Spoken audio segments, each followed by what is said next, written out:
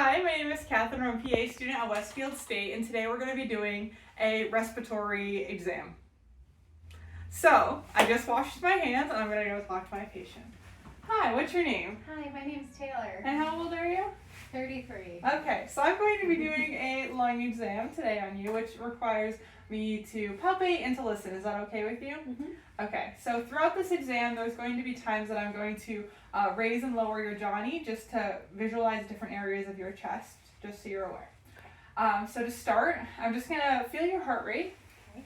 I'm also going to be feeling for respirations, looking at rate, rhythm, quality, and depth. So I'll do this for a total of 30 seconds, but for the sake of the video, we're going to speed it up. Up next, I'm going to visualize your neck. So I'm looking for any JVD, any sternomastoid retractions. I'm sorry, she's not supposed to be in the office. This is my supervising physician. She's my emotional support cat. Okay, so I'm looking for any retractions or any accessory muscle use. I'm going to go ahead and I will lower your Johnny. So during this time, I'm looking for any pectus excavatum, which is the inward motion of your sternum, pectus cavitum, and then I'll also measure your AP diameter. I do not have my ruler on me. I would measure it from here to here, checking for signs of barrel chest. I will also be inspecting the anterior chest, looking for any nevi, which are moles, any lesions, any signs of trauma, and widely spaced nipples, which is indicative of a barrel chest and air trapping. Okay. All right, so now the next part of my exam, I'm going to just go ahead and feel while you take a breath.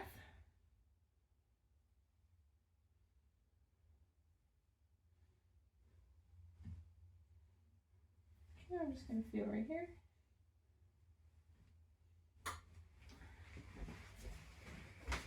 I'm going to feel on the sides.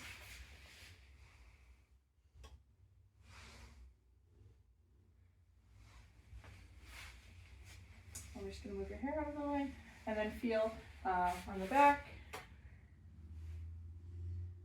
Please don't hyperventilate yourself.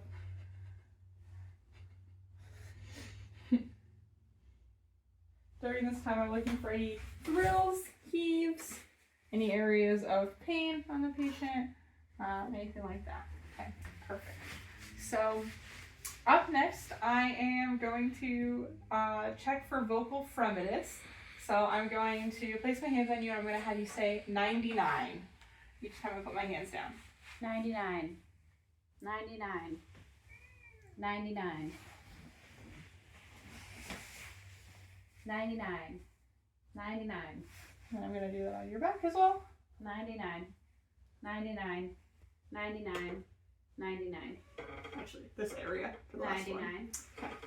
Make sure I hit all regions of your lung. Okay, so the next thing I'm going to do is I'm going to percuss your lung fields. So I'm going to lower down, and then I'm going to listening for resonance. Should have been using a better ladder approach, going side to side. Okay, and then the same thing in the back.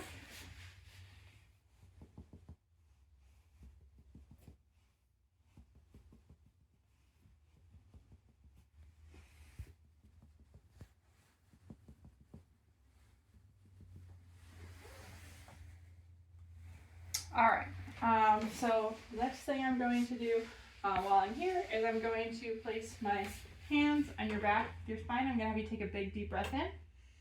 And what I'm looking for is for my thumbs to spread apart equally. Anything else would be signs of excursion. Okay.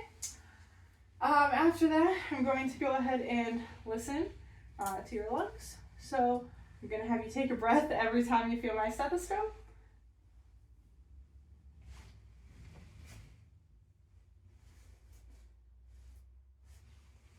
Lower this again.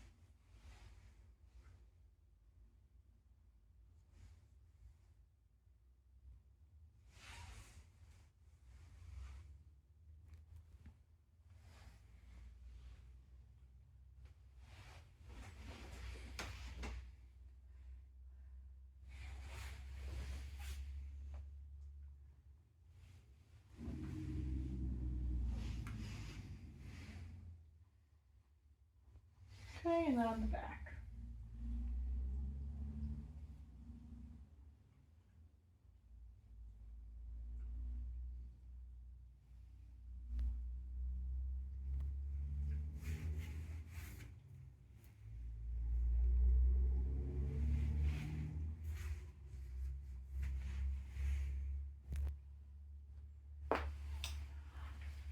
Okay, so there is actually one other percussion thing I want to do that I remembered, and I want to do while I'm back here, which is going to be checking for your diaphragm movement.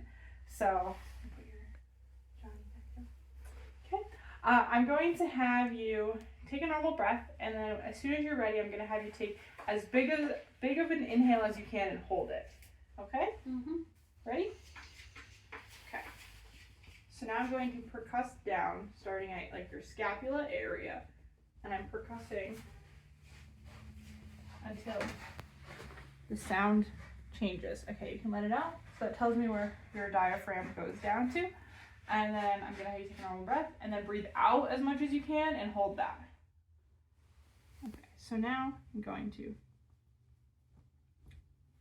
percuss on my way back up to find out where it sits.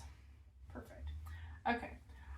So I have listened, I have percussed, I have palpated, and now there's one other thing that I'd like to do, which is to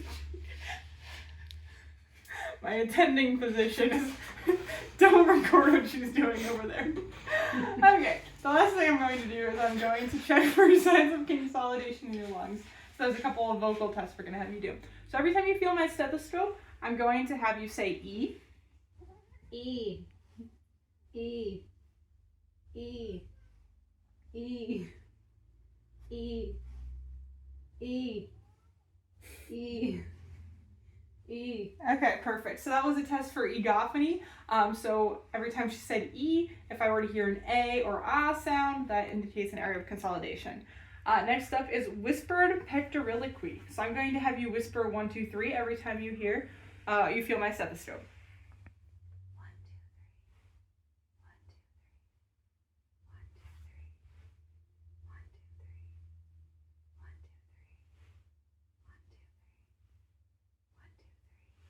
3. 1, 2, 3. Okay, perfect. So if I were to hear it really loud in any areas, that would indicate an area of consolidation. And then the last test we're going to do is called bronchophony. So I'm going to have you say 99 every time you feel my stethoscope.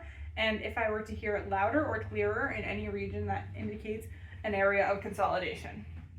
99. 99. 99. 99. 99. 99. 99. 99. All right. And that completes my respiratory exam. Do you have any questions for me? No. All right. Well, thank you very much. Thank you to our supervising physician as well.